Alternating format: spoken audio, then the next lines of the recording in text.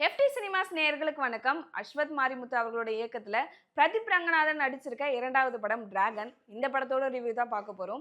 இதோட ஒன்லைன் என்ன அப்படின்னு பாத்தீங்கன்னா, 48 அரியரோட காலேஜ்ல இருந்து வெளிவரக்கூடிய ராகவன் ஏதோ ஒரு சுச்சுவேஷன்ல கடைசியா அந்த 48 அரியரும் கண்டிப்பா கிளியர் பண்ணியே ஆகணும். இல்லைன்னா தனக்கு நடக்கூடிய கல்யாணமா இருக்கட்டும், தான் இப்போ ஃப்ராட் பண்ணி பார்த்துட்டு இருக்க வேலையா இருக்கட்டும், தன்னோட ஃபேமிலியா இருக்கட்டும், எல்லாமே அவ்வளோதான் கொலாப்ஸ் ஆகிடும் அப்படின்ற நிலைமையில திரும்பவும் காலேஜ்ல போயிட்டு அதுவும் ஒரே செம்ல தன்னுடைய 48 அரியரும் வந்து பார்த்தீங்கன்னா, கிளியர் பண்ண அவங்க வந்து ஸ்டார்ட் பண்றாங்க. இதுதான் இந்த படத்தோட ஒரு முழு கதையா இருக்கு. கடைசியில இவங்க வந்து அந்த அரியர்ஸ் எல்லாமே கிளியர் பண்ணாங்களா? என்ன ஆச்சு? ராவனோட லைஃப் வந்து ஒரு நல்ல நிலைமைக்கு போச்சா? இல்லன்னா கிளியரே பண்ணாம தன்னோட லைஃப் வந்து வேஸ்ட் ஆயிடுச்சா? அப்படின்றது தான் இந்த படத்தோட ஃபுல் கதையா சொல்லியிருக்காங்க. ஸோ இந்த படத்துல வந்து பார்த்தீங்கன்னா, ஹீரோவா பிரதீப் ரங்கநாதன் அவர்கள் நடிச்சிருக்காங்க. இவருக்கு 2 ஹீரோயின்ஸ் இருக்காங்க. ஒண்ணு வந்து பார்த்தீங்கன்னா, காலேஜ் டைம்ல இருந்து லவ் பண்ணக்கூடிய அனுபமா.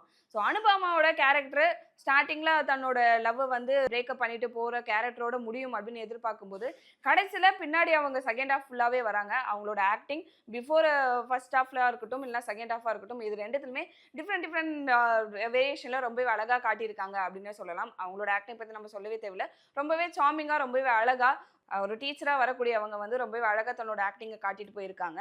பிளஸ் செகண்ட் ஹாஃப்ல வரக்கூடிய ராகவனோட கல்யாணம் பண்ணிக்க போற பொண்ணா வரக்கூடிய கயாடு. அவங்க வந்து ரொம்பவே வந்து ரொமான்டிக்கா, ரொம்பவே அழகா, ரொம்ப வந்து சப்பியா, கியூட்டா அப்படின்ற ஒரு கேரக்டர்ல ரொம்பவே அழகா நடிச்சிருக்காங்க. தமிழ்ல இவங்களோட முதல் படம் அப்படின்றத சொல்லவே தேவையில்ல.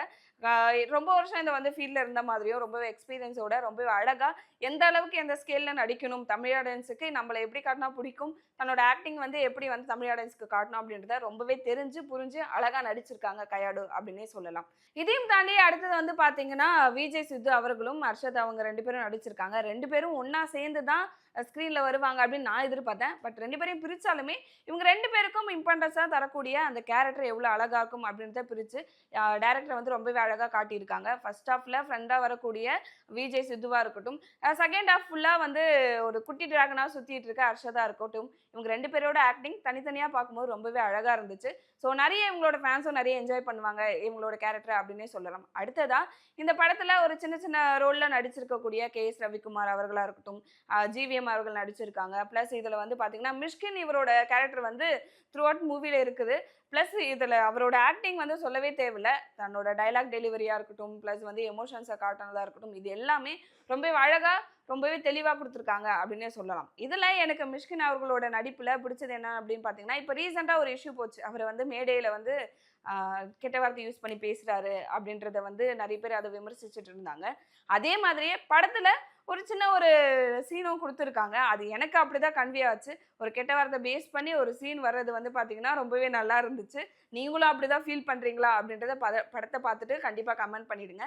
இத தாண்டி பிறர் நெறைய பேர் வந்து நடிச்சிருக்காங்க. அதுல வந்து பார்த்தீங்கன்னா, ஆ பிரதீப் அவரோட அப்பாவா நடிச்சிருக்கக்கூடிய ஜார்ஜ் மரியன். அவரோட ஆக்டிங் வந்து ரொம்பவே சட்டிலா, ரொம்பவே அமைதியான ஒரு கேரக்டர். பட் கிளைமாக்ஸ்ல அவரோட ஒரு ஒரு டயலாக்கும் வந்து பார்த்தீங்கன்னா, எல்லாரையும் அழ வைக்கக்கூடிய ஒரு டயலாகா, மியூசிக்கோட சேர்ந்து அவரோட ஆக்டிங் வந்து ரொம்பவே சூப்பரா இருந்துச்சு அப்படின்னு சொல்லலாம். எனக்கு பெர்சனலா அந்த ஒரு கேரக்டர் ரொம்பவே பிடிச்சிருந்துச்சு.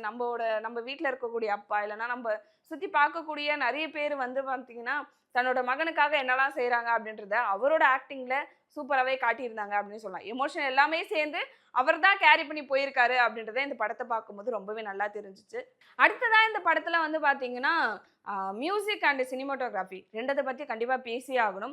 ஃபர்ஸ்ட் சினிமாட்டோகிராஃபி நிக்கத் பொம்மி ரெட்டி இவர் வந்து சினிமாட்டோகிராஃபி பண்ணியிருக்காரு. ரொம்பவே அழகா முக்கியமா ஆ சாங்ஸ்க்கு எல்லாருக்குமே ரொம்பவே சூப்பரா வந்து ஃப்ரேம்ஸ் வச்சிருக்காரு அப்படின்னே சொல்லலாம். எனக்கு ரொம்ப ஓவரால் படத்திலே ரொம்ப புடிச்ச ஃப்ரேம் என்ன அப்படின்னு பார்த்தீங்கன்னா, "வானம் பார்த்து கிடந்தேனே" அந்த ஒரு ரொமான்டிக்கான அந்த ஒரு சாங்ல வந்து பார்த்தீங்கன்னா, ஒரு பனி பிரதேசத்துல ஒரு தொங்கும் பாலத்துல ஹீரோ, ஹீரோயின் நிக்கிறாங்க. அது அழகா ரொம்பவே சூப்பரா காட்டியிருந்தாங்க. இது வந்து பார்த்தீங்கன்னா, இத வந்து யூரோப்ல எடுத்திருந்தாங்க. எனக்கு தெரிஞ்சு எனக்கு கேள்விப்பட்ட வரைக்கும் என்னன்னா, இதுக்காக அவங்க அங்க ஷூட் போம்போது இது ஒரு பிளான்லயே இல்லாம, அதுக்கப்புறமா அங்க ட்ரோன்ஸ் யூஸ் பண்ணுவாங்க இல்லையா? சும்மா ஒரு விளாகர்ஸ் எல்லாமே. அவங்க கிட்ட இருந்து வாங்கி, அத வந்து இந்த ஃப்ரேம் வந்து வச்சா நல்லா இருக்கும்பா அப்படின்னு சொல்லிட்டு, ஆன் த ஸ்பாட்ல யோசிச்சு வச்சதா வந்து சொன்னாங்க. ரொம்பவே நல்லா இருக்கு அந்த ஃப்ரேம் பார்க்கும்போது.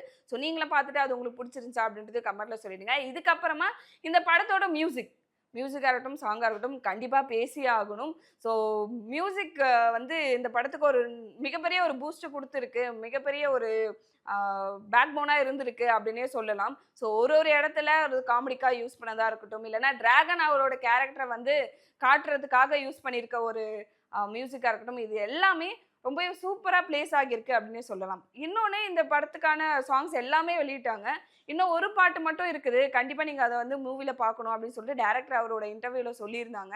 ஸோ எப்படி இருக்கும் அந்த பாட்டு அப்படின்ற ஒரு எதிர்பார்ப்புல தான் நான் போயிருந்தேன். ஒருவேளை நல்லா இருக்காதோ, அதனால தான் வந்து முன்னாடியே இவங்க வந்து அந்த பாட்டை ரிலீஸ் பண்ணலையோ அப்படின்னு சொல்லிட்டு நான் யோசிச்சேன். ஸோ ஒரு ஜாலியான ஒரு சாங் அது. ஸோ அது ஹீரோவ கலாய்க்கிற மாதிரி.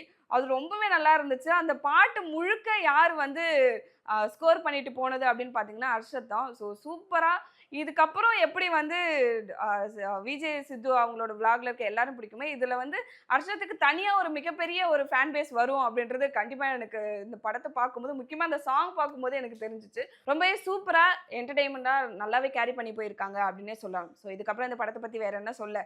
சாங்ஸ் நல்லா இருக்குது, சினிமாட்டோகிராஃபி நல்லா இருக்கு, மியூசிக் எல்லாமே சூப்பரா கொண்டு போயிருக்காங்க. ஸோ படத்தை போய் பாருங்க. நீங்க இந்த படத்தோட ரிவ்யூவா என்ன குடுப்பீங்க? எவ்வளோ ரேட்டிங் குடுப்பீங்க? எது எதெல்லாம் உங்களுக்கு ரொம்ப புடிச்சிருந்துச்சு அப்படின்றத கமெண்ட்ல சொல்லிடுங்க. இதே மாதிரி அடுத்த படத்தோட ரிவ்யூல நான் உங்கள வந்து மீட் பண்றேன். பாய்.